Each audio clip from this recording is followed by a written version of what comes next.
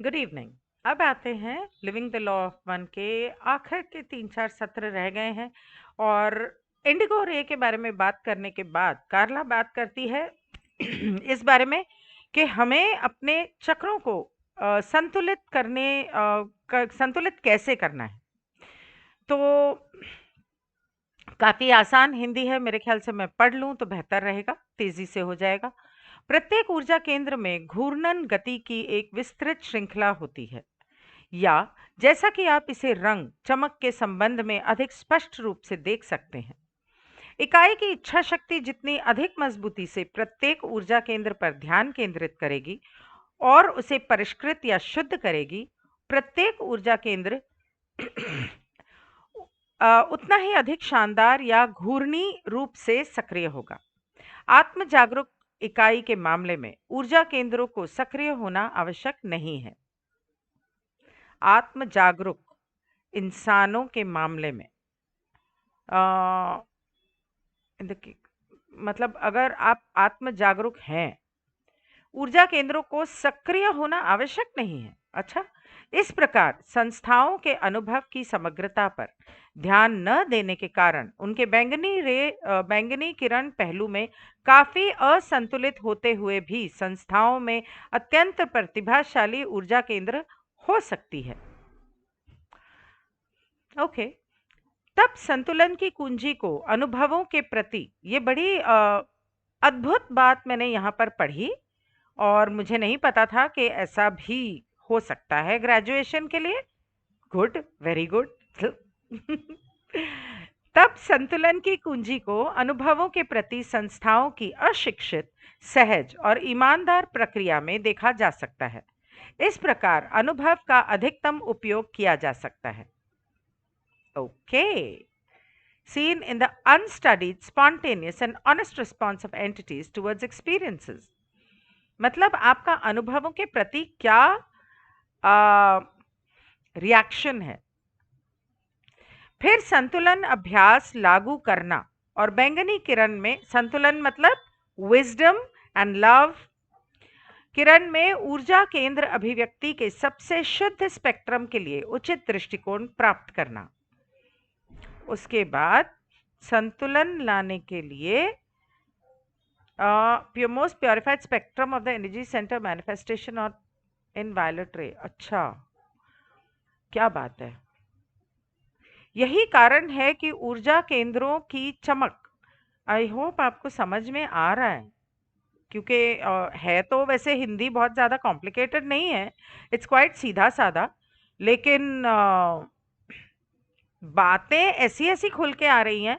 अभी ऊपर वो यहाँ पर कह रही है कि उन्हें अपने बाकी चक्रों की को एक्टिवेट करने की ज़रूरत नहीं है अगर वो जागरूक हैं, और वो ये भी कह रही है कि अगर आपको संतुलित करना है अपने चक्रों को तो उसकी चाबी इसमें है कि आप किसी भी अनुभव में किस तरह से व्यवहार करते हैं, सामने आपके जो अनुभव आते हैं, और उसके बाद अपने ये संतुलन, मैं तो उसको ऐसे याद रखूंगी संतुलन को, इस तरफ ज्ञान और समझदारी और इस तरफ प्रेम और करुणा, इसको आप किस तरह से संतुलित करते हैं और आपका व्यवहार वहां पर किस तरह से बनता है, जो आपके अगर आप सही तरीके से व्यवहार करते हैं तो आपका वो पर्टिकुलर चक्र जो है वो चमकदार हो जाता है, मतलब और चमकने लगता है। जैसे अगर अपने हस्बैंड या वाइफ के साथ है, पर्सनल इंटीमेसी का रिलेशन है, तो मतलब वो अनुभव उससे जुड़ा हुआ है, तो आपका स्वाधिष्ठान चक्र हो सकता है, आपके स्वाधिष्ठान चक्र उससे ताल्लुक जरूर रखता है, लेकिन वो खाने पीने से भी ताल्लुक रखता है। तो आप किसी रेस्टोरेंट में गए हैं, आपका कुक है, उनके साथ आपका किस तरह का, या खाने के साथ आपका, हो सकता है आप अच्छा खासा खाना खा रहे हो लेकिन आपकी तबीयत खराब हो रही है, आपको खाना हजम नहीं हो रहा है, आपको एसिडिटी हो रही है, आपको कुछ और हो रहा है। और दूसरी तरफ अगर आप समाज में या रिश्तेदारों के साथ या अपने परिवार के साथ आपका कुछ रिश्ते में जिस तरह से, चाहे वो लोग किस तरह से भी व्यवहार करते हो, आपका जवाब उनको क्या है, उसमें आपका मणिपुर चक्र कितना संतुलित होता है या चमकता है या नहीं, उस उस तरह की बात कर रही है ये। यही कारण है कि ऊर्जा केंद्रों की चमक या घूर्णी गति को फसल की क्षमता के संबंध में किसी इंसान के संतुलित पहलू या बैंगनी किरण अभिव्यक्ति से ऊपर नहीं माना जाता है, क्योंकि जो संस्थाएं असंतुलित हैं, विशेष रूप से प्राथमिक किरणों के रूप में, वे सक्षम नहीं होंगी फसल के लिए आवश्यक सीमा तक बुद्धिमान अनंत के प्रेम और प्रकाश के प्रभाव को बनाए रखना। तो क्या बोल रहा है कुओं? एक मिनट, ये कुओं बोल रहा है, ये अभी तक कारला शुरू नहीं हुई है। तो वो कहती है कि इसीलिए आपके बाकी सभी चक्र जो हैं कितनी तेजी से घूम रहे हैं और कितने चमक रहे हैं। ये आपके क्राउन चक्र की चमक के अंदर नजर आएगा, या उसको कितना वो चमकदार बनाता है, कितनी तेजी से घूमता है, इस तरह से पता चलता है। जहां कटाई का सवाल है, हार्वेस्ट का सवाल है कि ये लोग हार्वेस्टेबल है या नहीं, इनकी हार्वेस्ट होगी सही तरह से या नहीं होगी।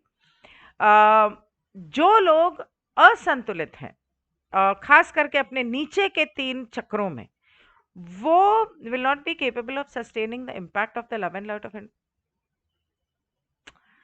वो ईश्वर के प्रेम और प्रकाश को के असर को पूरी तरह से झेल नहीं पाएंगे, और उसकी वजह से उनकी हार्वेस्ट जो है वो नहीं हो पाएगी, क्योंकि उनका क्राउन चक्र उतना चमकेगा नहीं। मतलब यहाँ पे दोहरी बात हो रही है। एक तरफ वो कह रहा है कि जरूरत नहीं है, एक तरफ वो कह रहा है कि उसके बिना हार्वेस्ट नहीं होगी, एक तरफ कह रहा है कि अगर आपका क्राउन चक्र मतलब ठीक से चमक रहा है तो आपकी हार्वेस्ट हो जाएगी अगर आप जागरूक हो। बहुत ही कंफ्यूज कर दिया को वो। ठीक है, आगे पढ़ते हैं, देखते हैं क्या समझ में आता है। यद्यपि परिसंघ ध्यान और प्रार्थना जैसे चेतना में काम करने के लिए खिलाड़ी के लिए इंडिगो और वायलेट रे चक्रों का उपयोग करने के महत्व को नोट करता है, इंडिगो और वायलेट रे, परिसंघ इन गतिविधियों के एक कार्यक्रम में शामिल होने की अनुशंसा नहीं करता है। मतलब सीधे उसमें कूद मत जाओ कि हाँ मुझे तो अपना हार्वेस्ट कराना, तो मैं तो कल से सुबह शाम दिन में 6 घंटे मेडिटेशन करने वाला हूं, जबकि निचले चक्रों की उपेक्षा करता है। आज किसी ने सवाल पूछा था, क्या दूसरों की सेवा में हम अपने लिए अपनी जरूरतों के लिए कमाई कर सकते हैं? ऑफ कोर्स कर सकते हैं, और वो जरूरी है, क्योंकि अगर आप ऐसा नहीं करते हैं तो आपका लाल चक्र जो है वो मध्यम हो जाएगा, वो धीमा पड़ जाएगा। आपको अपने सर्वाइवल के लिए, अपने धरती पर जो शरीर भगवान ने आपको दिया है उसको स्वस्थ रखने के लिए, उसको जिंदा रखने के लिए आपको जो करना पड़ता है वो आपको करना पड़ता है, और वो आपको करना चाहिए। तभी आपका रूट चक्र जो है वो ठीक से एक्टिवेट होगा। तो अगर आप अपने नीचे के चक्रों पर ध्यान नहीं दे रहे हैं, तो मैं आपको बता दूं कि लहसुन प्याज वाले जो हैं ना, वो जो खुद की सेवा के रास्ते पर चलने वाले, वो यही करते हैं कि वो अपने सिर्फ नीचे का लाल और नारंगी रंग, उस चक्र को वो मजबूत करते हैं और अपने इस चक्र को मजबूत करते हैं, वहां से सीधा इधर। ऐसा करने वाले लोग सिर्फ अपनी सेवा कर सकते हैं। तो अगर आप नीचे के अपने सभी चक्रों को संतुलित नहीं करते, और उसके बाद पीला और हरा चक्र संतुलित नहीं होता, उसके बाद अपने प्यार को अपने थ्रोट चक्र के द्वारा प्रशंसा, करुणा और प्रेम से मतलब जताते नहीं हैं, तो आपका जो बैंगनी चक्र है वो सिर्फ उतना ही टिमटिमाएगा कि खुद की सेवा करने वाला जो लहसुन प्याज है वो उठा के ले जाएगा आपको हार्वेस्ट में। तो इसलिए इन दोनों को करने से पहले, इन दोनों को करने से पहले इन तीनों को करने की जरूरत है, और उसके बाद इसको करने की जरूरत है।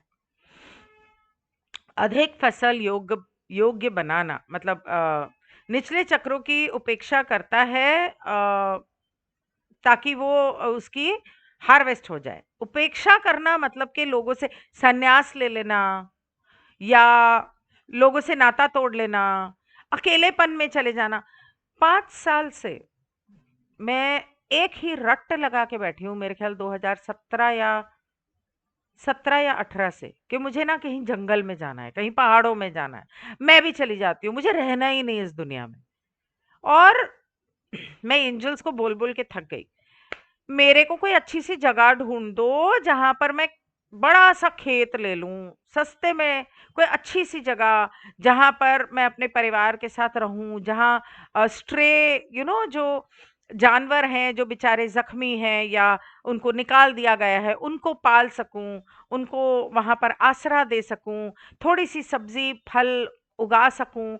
इस तरह अच्छा मतलब अच्छा सा पहाड़ों में जहाँ पे पास में छोटी सी नदी या कोई तालाब हो, इस तरह की कोई जगह मुझे दे दो। बहुत ऊंचा पहाड़ नहीं, छोटा सा कोई पहाड़। और मुझे ऐसे जाना है, वहां रहना है। तो हो ही नहीं रहा है।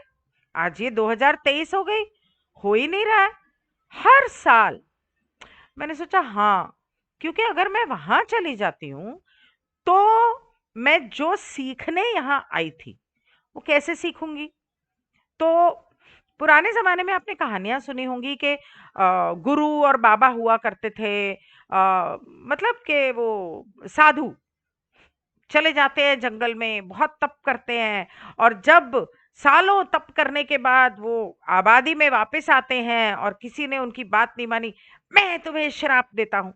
अरे काहे का श्राप देता हूँ, तेरे पहले नीचे के चक्र बैलेंस कर, तू ऊपर के चक्रों पे टिका हुआ है। नीचे कौन, ये चक्र को कौन बैलेंस करेगा? प्यार कहाँ है? श्राप देता हूँ। कितना होता था, कितनी कहानियां सुनी है हमने। तो उस हिसाब से मैंने फिर मुझे कृष्णा जरा पंखा लगा ना प्लीज। फिर मुझे रियलाइज हुआ कि भगवान चाहता है कि लोगों में रहकर पहले मैं अपनी सीख लूं, जो सीखने आई हूं, अनकंडीशनल लव, फिर उसके बाद जंगल में चली जाऊंगी। तो देखते हैं और कितना टाइम लगता है। जब मेरा टाइम आएगा तो ऊपर वाला खुद ही भेज देगा, खुद ही सामने जमीन आ जाएगी, खुद ही बेचने वाला आ जाएगा। खैर, तो उनका जोर हमेशा संपूर्ण चक्र शरीर प्रणाली को संतुलित करने पर होता है, कि ये सारे चक्र जो हैं सभी को संतुलित करना है। मैं व्यक्तिगत रूप से ऐसे 4 लोगों को जानती हूँ जिनकी युवावस्था में एलएसडी पर बहुत बुरी एक्सपीरियंसेस रहे। एलएसडी खा ली और उसके बाद कहाँ से कहाँ पहुंच गए। वे बताते हैं कि बहुत असुविधाजनक अनुभव रहा। ऐसा लगा जैसे उनके दिमाग में एक छेद कर दिया गया। कभी कभी किसी को समझ में नहीं आती ना बात, तो मेरा मन करता है यहाँ पे छेद करके ना पत्री के ऊपर लिख के पत्ते पे, तो यहाँ से अंदर डाल दूं और ढक्कन लगा दूं। अब तो समझ जाओ, उसी तरह का छेद उनके दिमाग में कर दिया गया था। ऐसा होने का कारण और नशीली दवाओं के उपयोग के माध्यम से उच्च जागरूकता हासिल करना नासमझी है। अब समझ में आया ये क्यों ऐसा बोल रही थी, या वो ऐसा क्यों बोल रहा था। क्योंकि कार्ला के सर्कल में कुछ 2-4 ऐसे लोग थे जो एलएसडी करते थे। अगर आपने लॉ ऑफ वन सुनी है तो उसके अंदर बताया गया है कि एक बार तो किसी ने कार्ला को भी पिला दी थी। तो वो जो उसका असर होता है ना, कि जल्दबाजी के, हाँ हाँ हमें फटाफट अपने सारे चक्र खोलने हैं तो एलएसडी ले लो, तो नासमझी कर दी। ऐसा होने का कारण और नशीली दवाइयों के उपयोग के माध्यम से उच्च जागरूकता हासिल करना नासमझी है। हर्बल जो होता है ना, मतलब कि भांग, वो धरती में उगती है, उसके पत्ते, उसके बीज, वो चीजें खाई जा सकती हैं। वो नेचुरल होता है, लेकिन वो सूखे पत्ते हों या गीले पत्ते हों। लेकिन एलएसडी जैसी चीज़ें जो होती हैं वो केमिकल होती हैं।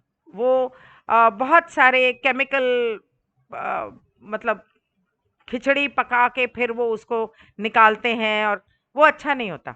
इसका कारण ये है कि व्यक्ति अपने लिए प्राकृतिक की तुलना में प्रकाश और प्रेम के अधिक शुद्ध और कम विकृत स्तर को प्राप्त करने के लिए दवा का उपयोग करता है।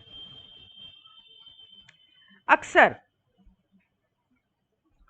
वे इसे प्राप्त कर लेता है, लेकिन इस अवस्था के अनुभव को लंबे समय तक बनाए रखने के लिए उसके ऊर्जा शरीर में पर्याप्त मात्रा में संतुलन संतुलन नहीं होता है। अम, हो सकता है वो इसे प्राप्त भी कर ले, लेकिन उसके शरीर में ज्यादा देर तक वो ताकत और वो ऊर्जा नहीं रहती। दवा के प्रभाव में उनका ऊर्जा शरीर दुर्घटनाग्रस्त हो जाता है, क्योंकि बुद्धिमान अनंत का प्रभाव उसके सिस्टम को उड़ा देता है।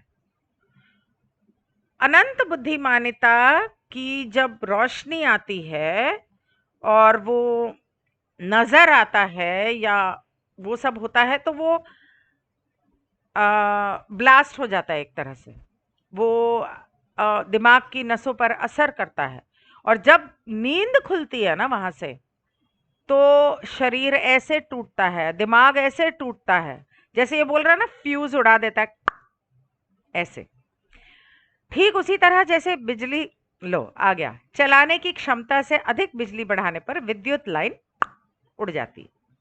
दवाओं का उपयोग करना किसी के ऊर्जा शरीर पर बिजली गिराने को आमंत्रित करने जैसा है, इसलिए ऐसा करने की कोशिश ना करें।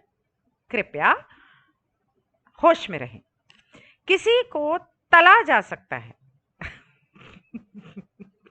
तला जा सकता है नहीं, मतलब किसी का भेजा फ्राई हो सकता है, वैसा। परिसर मतलब बॉम्बे में तो भेजा फ्राई बोलते हैं, अब वहां पे पता नहीं आप जहां हो वहां क्या बोलते हैं, पर आपको समझ में आ गया होगा अगर आपने हिंदी फिल्में देखी हैं। परिसंघ चक्रों को संतुलित करने और इंडिगो किरण को खोलने और उपयोग करने और उच्च करंट चलाने के लिए पर्याप्त मजबूत और स्थिर बनने के लिए एक सुरक्षित तरीका सुझाता है। मतलब कॉन्फेडरेशन बता रहा है कि सबसे बेहतर तरीका कौन सा है अगर आप अपने इन दोनों चक्रों को का सही इस्तेमाल करके उन्हें खोलना उजागर करना चाहते हो। वे हमारी रोजमर्रा की गतिविधियों के दौरान हमारे विचारों और प्रतिक्रियाओं को देखने का सुझाव देते हैं कि हम रोजमर्रा की जिंदगी में हमें क्या ख्याल आया। पता नहीं, कल रात को मैंने सोचा साइलेंट मेडिटेशन करें, फिर पता नहीं मेरे दिमाग में क्या ख्याल आया, मैंने दोपहर को 3 बजे, जो 3 बजे मैं साइलेंट मेडिटेशन करने वाली थी, मैंने उसको चेंज करके 2:30 बजे हेमिसिंग शुरू कर दिया। क्यों किया पता नहीं, कुछ मैसेज आया, मैंने कर दिया। अब कभी कभी मुझे ऐसे लगता है कि ये मैं सोच रही हूँ, बाद में पता चलता है कि नहीं, ये मैं नहीं सोच रही थी, ये मुझे मैसेज आ रहा था। और शायद उसकी वजह बाद में पता चलती है कि ओ ऐसा हो रहा है या ऐसा होने वाला है, तो इसीलिए मुझे ये ख्याल मेरे दिमाग में डाला गया है। तो रोजमर्रा की जिंदगी में हमारे दिमाग में क्या ख्याल आ रहे हैं, हम उन पर कैसे काम कर रहे हैं, तो उसके ऊपर ध्यान देने की जरूरत है कि क्या हमारी इंट्यूशन पर हम ध्यान दे रहे हैं, क्या वो काम कर रही है और क्या हम उसके हिसाब से काम कर रहे हैं। वे इन विचारों,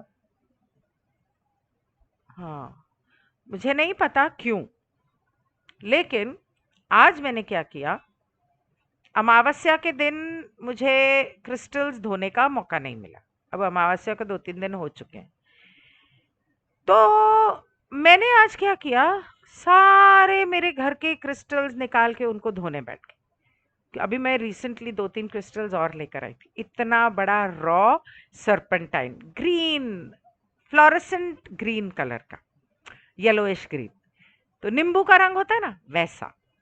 तो मैंने कहा चलो सब धोते हैं। धोए, पता नहीं क्यों आधे रख दिए मैंने मेरे बेटे के बिस्तर में, आधे रख दिए मेरे बिस्तर में।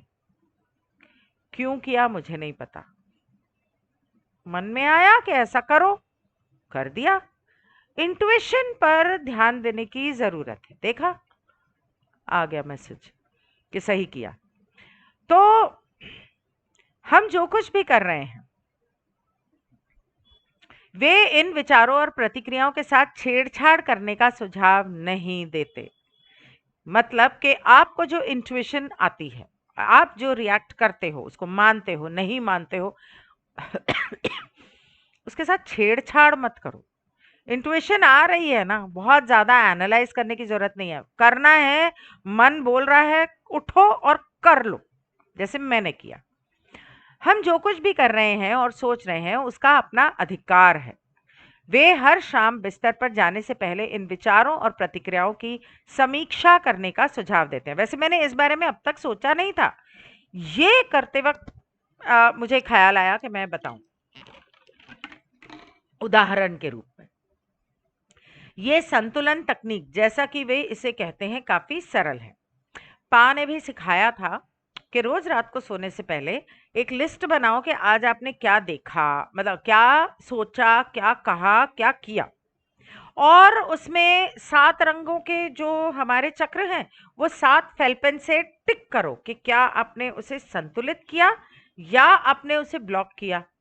तो इस तरह से अगर आप रोज करने करने लगोगे, अब तक तो मैंने भी शुरू नहीं किया, तो आपको समझ में आएगा कि आप कहाँ चूक रहे हो और आपको कहाँ अपने आप को संतुलित करने की जरूरत है। तो आप आज से शुरू कर सकते हो, मैं भी सोच रही हूँ कर लूँ।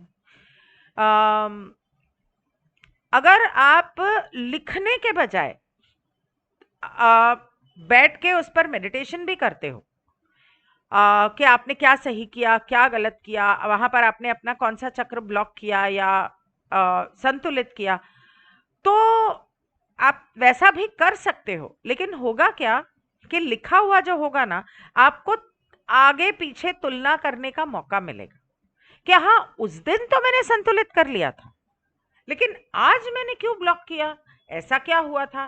फिर वो अनुभव वहां पर शॉर्ट में कीवर्ड्स में लिखा हुआ होगा।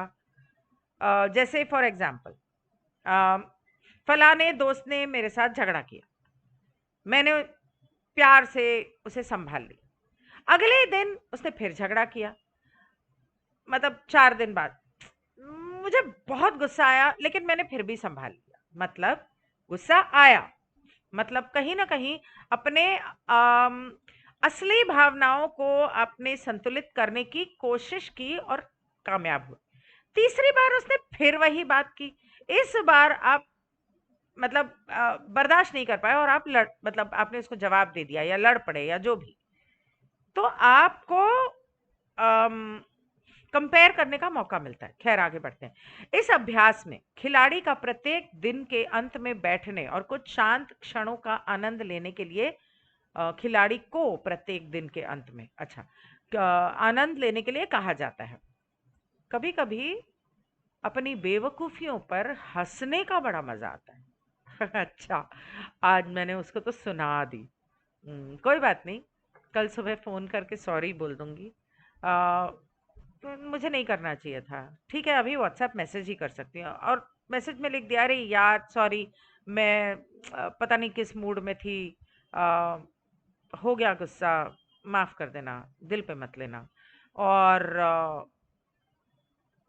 फिर सोचते सोचते उसने ऐसा कहा, फिर उसके ऊपर एनालाइज नहीं करना है, मतलब, लेकिन उसको एक हंसी मजाक में उड़ा देना, हाँ हाँ पागल है, उसने ऐसा ऐसा बोल दिया, चल छोड़, जाने दो, माफ करते हैं।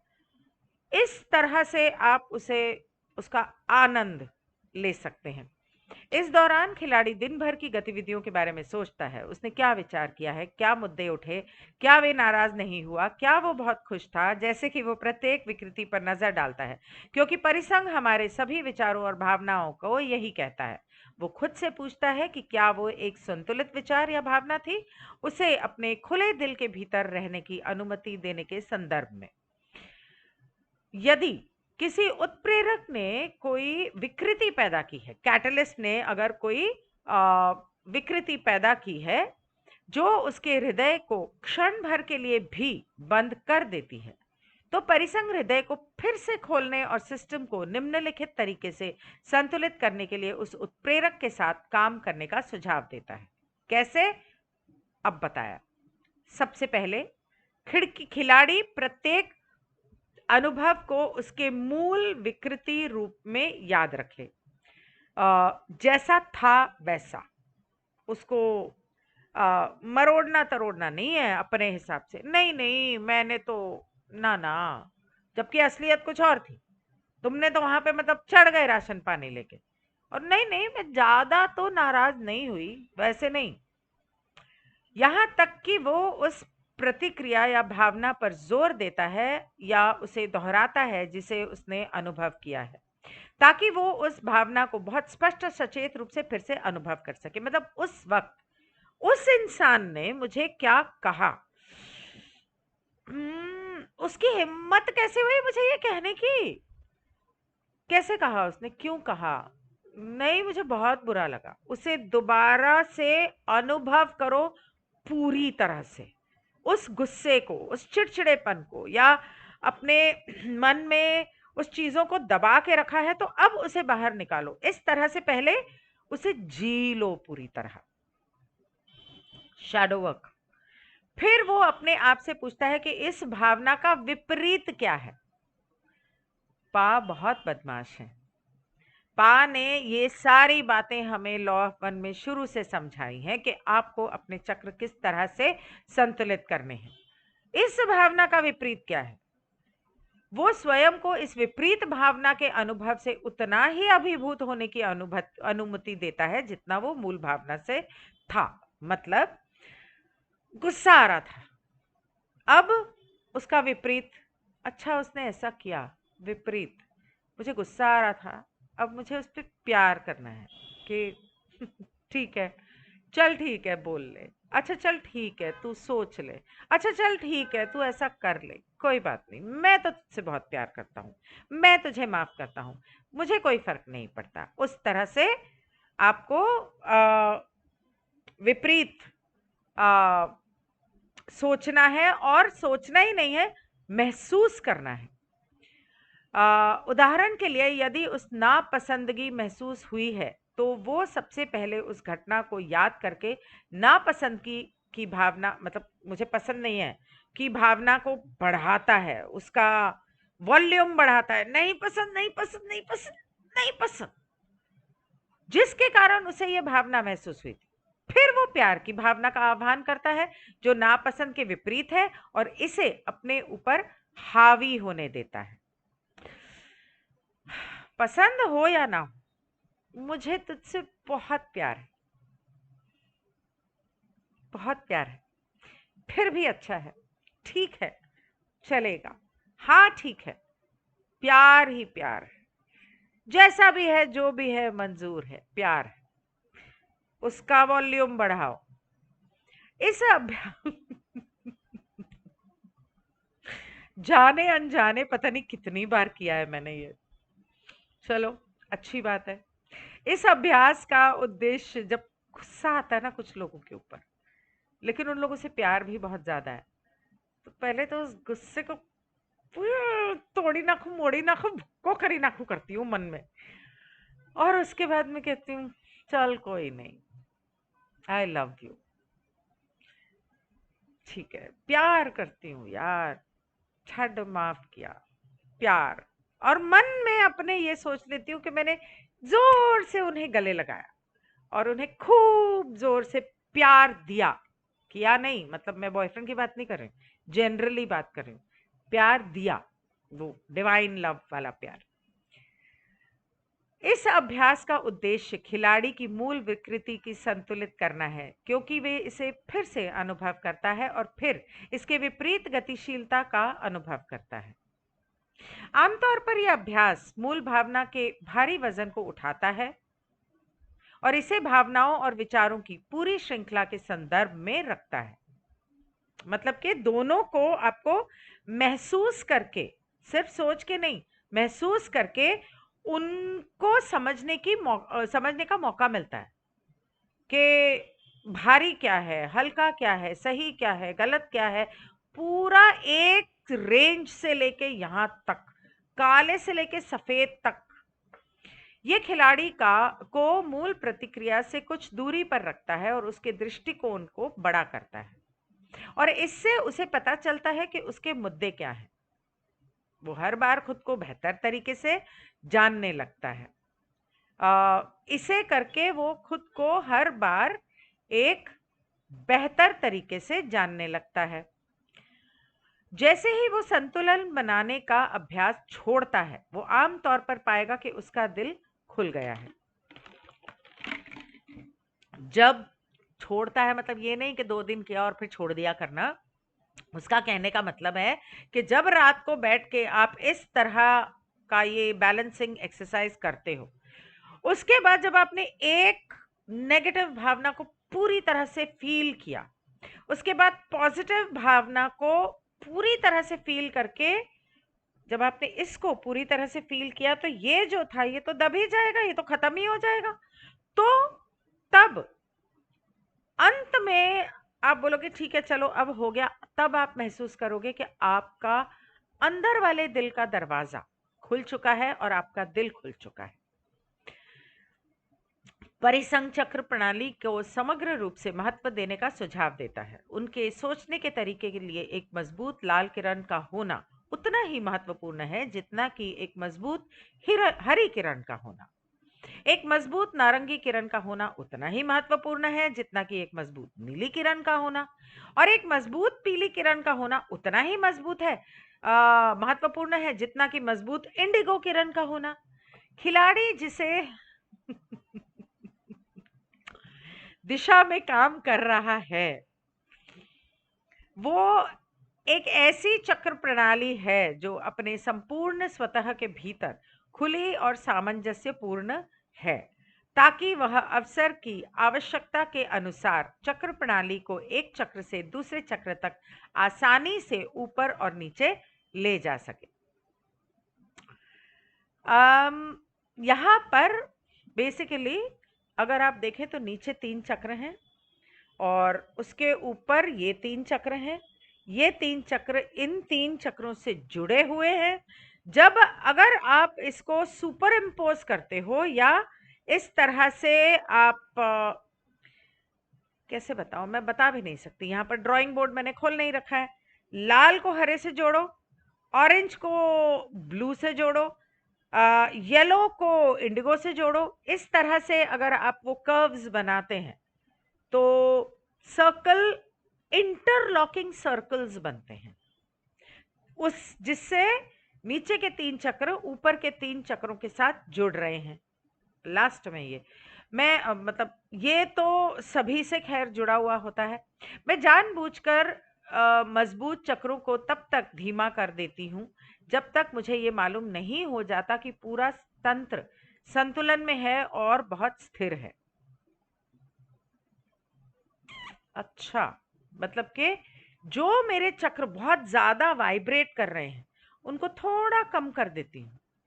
पहले अपने बाकी के सारे चक्रों को संतुलन में लाती हूँ और फिर उसके साथ सम करती हूँ, स्टेबल करती हूँ, मतलब एक से स्थिर स्तर पर लेके आती हूँ। फिर मैं उस सुरक्षित सेटिंग के साथ उच्चतम और सर्वश्रेष्ठ संपर्क की मांग करती हूँ जिसे मैं अपने साथ रख सकूं। अच्छा, मुझे अपने सिस्टम को उड़ाने की कोई इच्छा नहीं है। कुओ कहते हैं, अपनी भावनाओं के हर पहलू को महत्व देते हुए अपनी ऊर्जा का समग्र दृष्टिकोण शुरू करने से पहले चेतना में काम करना असंभव है। हृदय को खोलने में आप जो करने का प्रयास कर रहे हैं वह हृदय से इंडिगो किरण में छलांग लगाना नहीं है, बल्कि बस अपने आप को हृदय के चक्र के संसाधनों का उपयोग करने में सक्षम बनाना है, जो काम आ, करते हैं, जो चेतना पर काम करते हैं। वन सेक, जो चेतना पर काम करते हैं और भी अधिक संभव बनाते हैं। चेतना पर जिनके, ओके वेट, इसको दोबारा पढ़ती हूँ क्योंकि यहाँ पर ना वो गूगली हिंदी की वजह से थोड़ी प्रॉब्लम हो गई है। तो बस अपने हृदय को अपने आप आपको अपने आप बल्कि बस अपने आप को हृदय चक्र के संसाधनों का उपयोग करने में सक्षम बनाना है, जो चेतना में, अब सही हुआ, जो चेतना में काम को और अधिक संभव बनाता है, क्योंकि वह हृदय न केवल खुलता है बल्कि व्यक्ति की निरंतर ट्यूनिंग द्वारा उसे अधिक से अधिक खुला रहने के लिए प्रेरित किया जाता है। अंततः वहां खुले दिल की आदतन डिफॉल्ट सेटिंग होती है और प्रेम की अवधारणा पर निर्भरता होती है और ग्रह पर प्रेम और प्रकाश के सिद्धांत का हिस्सा बनने की प्रकाश का धरती का हिस्सा बनने की आवश्यकता होती है।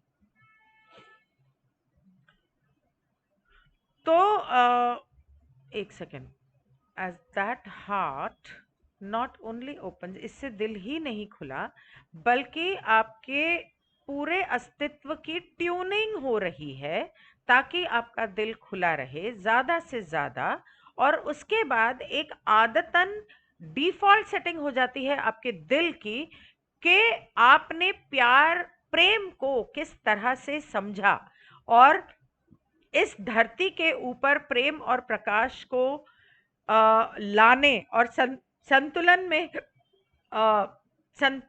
प्रकाश का सिद्धांत इस धरती के ऊपर संतुलित तरीके से लाने में आपने किस तरह से प्रेम को समझकर उसके ऊपर काम किया। गुड। इस तरह से आप अपने सिस्टम को खुला रख पाएंगे और प्यार के शब्द बोलने, ज्ञान की धुन गाने और एक दूसरे तक हाथ से हाथ और दिल से दिल तक पहुंचने के लिए तैयार रहेंगे। जैसा कि आप अभ्यास करते हैं, आप प्यार में होने का अभ्यास करते हैं, मतलब आपको किसी से प्यार है नहीं, पर आप प्रैक्टिस कर रहे हो कि चलो इससे प्यार करने का प्रैक्टिस करते हैं, करते करते fake it till you make it, प्यार हो जाएगा। करना है भाई, अब शादी हो गई, प्यार करना है, इसी के साथ जीना है, इसी के साथ मरना है, प्यार करना है, चलो प्यार करने की प्रैक्टिस करते हैं। इस तरह से जब आप अपने दिल को खोलते हो, अपने सिस्टम को खोलते हो और प्रेम से बात करते हो, सुंदर सुंदर शब्द बोलते हो, गीत गाते हो, प्रेम के, ज्ञान के, समझदारी के, और दिल से दिल को जोड़ते हो, तब आपका दिल पूरी तरह से खुलता है और धरती संतुलन में आती है। खिलाड़ियों के रूप में हम बुद्धिमान अनंत बुद्धिमानिता के प्रवेश द्वार के मेन्यू पर वस्तुओं के साथ काम करने में समय बिताने के लिए तैयार होंगे, जिसे सक्रिय इंडिगो किरण संभव बनाती प्लेयर्स के हैसियत से। और ये अच्छा है। हालांकि ये याद रखना महत्वपूर्ण है कि संपूर्ण चक्र प्रणाली को ट्यून करना और संतुलित करना जारी रखें। भले ही हम ध्यान, प्रार्थना, प्रेरणादायक पढ़ने और प्रतिबिंब और गेटवे के मेन्यू पर अन्य सभी वस्तुओं जैसी तकनीकों का पता लगाते हैं। And however, it is vital to remember to continue to tune and balance the whole chakra system even as we explore techniques.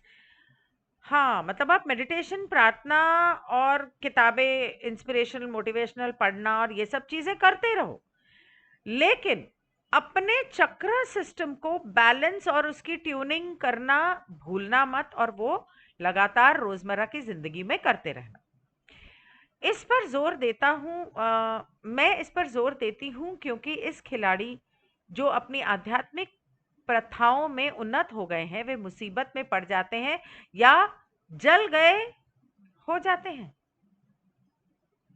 Burned out, मतलब कि ओके, तो वो ये कह रही है कि कुछ लोग जो आध्यात्मिक तौर तरीके सीखने लगते हैं, करने लगते हैं, और फिर एक तरफ उनके धर्म ने उनको कुछ सिखाया है, वो धर्म के तौर तरीके पर भी चलते हैं, करते करते करते इतना ज्यादा कर देते हैं, मेटाफिजिकल प्रैक्टिसेस हर वक्त, मतलब अध्यात्म अध्यात्म अध्यात्म, कि वो जिंदगी को जीना भूल जाते हैं और उनकी ऊर्जा जो है वो समाप्त होने लग जाती है। जल जाते हैं नहीं, जल गए हैं नहीं, बर्नड आउट, मतलब उनकी ऊर्जा शक्ति जो है वो एक तरह से समाप्त होने के कगार पर होती है या खत्म हो जाती है।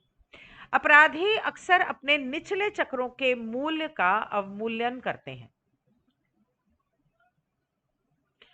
मतलब अपराधी नहीं, मतलब ये लोग जो बहुत ज्यादा इन चक्रों के ऊपर काम कर रहे हैं, वो एक्चुअली अपने नीचे के चक्रों की कीमत नहीं कर रहे हैं। तुम्हारा घर है, तुम्हारा शरीर है, जो भगवान ने तुमको दिया है, तुमने चुना है मुझे ऐसा शरीर चाहिए, ऐसे कैटलिस्ट चाहिए, उसकी कीमत नहीं कर रहे हो, टेकन फॉर ग्रांटेड ले रहे हो।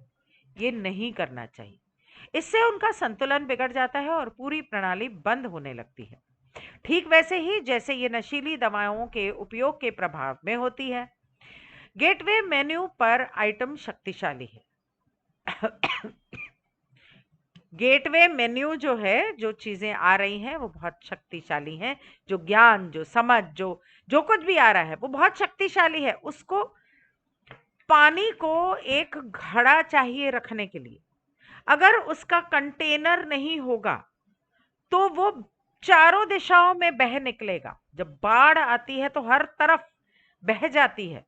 मतलब कि पानी जब बाढ़ की तौर पे आता है और नदी छोटी है तो वो चारों तरफ फैल जाता है। उसे एक नदी को दो किनारों वाला एक रास्ता चाहिए, जितना वो पानी उसमें समा सकता है। तो अगर आगे रुकावटें होंगी, तो यहां से नदी चलकर आ रही है, अचानक यहां पर आपने रुकावटें डाल दी, पत्थर डाल दिए, सीमेंट की बोरियां डाल दी, तो पानी तो नहीं रुकेगा। वो या तो इधर निकल जाएगा या इधर निकल जाएगा या उसके ऊपर से निकल जाएगा या घूम के निकल जाएगा। पानी अपना रास्ता ढूंढ लेता है। और नहीं तो अगर जैसे डैम बनाए जाते हैं तो डैम के दरवाजे आपने बंद कर दिए, पीछे से पानी आ रहा है, तो उस जगह पर जो गांव है वो बाढ़ में बह जाएंगे। सिंपल सी बात है। वही इस बाढ़ की बात हो रही है। फॉर्चुनेटली, सौभाग्य से, जब ऊर्जा प्रवाह को स्थिर करने के लिए ऊर्जा शरीर का संतुलन और ट्यूनिंग किया जाता है, तो वायरिंग स्वाभाविक रूप से मजबूत हो जाती है और चेतना में काम करना सुरक्षित होता है। हर तरह से इस अध्याय के साथ साथ अगले 2 अध्यायों में वर्णित विभिन्न गेटवे तकनीकों को आजमाएं। एक्चुअली ये वाला अध्याय, वो जो पिछले 2 अध्याय मैंने किए ना, उनके पहले था। इंडिगो रे वाले किए थे ना, उनके पहले था। लेकिन क्योंकि इंडिगो वाला बाद में था, तो इसलिए पहले मैंने वो कर लिया और उसके हिसाब से आपको इस चीज का ध्यान रखना है, क्योंकि उसके बाद दोबारा चक्रों को बैलेंस करने वाला अध्याय है। तो मैंने सोचा कि बैलेंसिंग करने वाला, संतुलित करने वाले दोनों अध्याय मैं साथ में करूं, तो इसलिए मैंने इंडिगो वाला पहले कर लिया। तो ये जो कह रहा है कि आगे के 2 अध्याय, तो कृपया पीछे के 2 अध्याय जाके आप देख लें इसके, इस बात को समझने के लिए।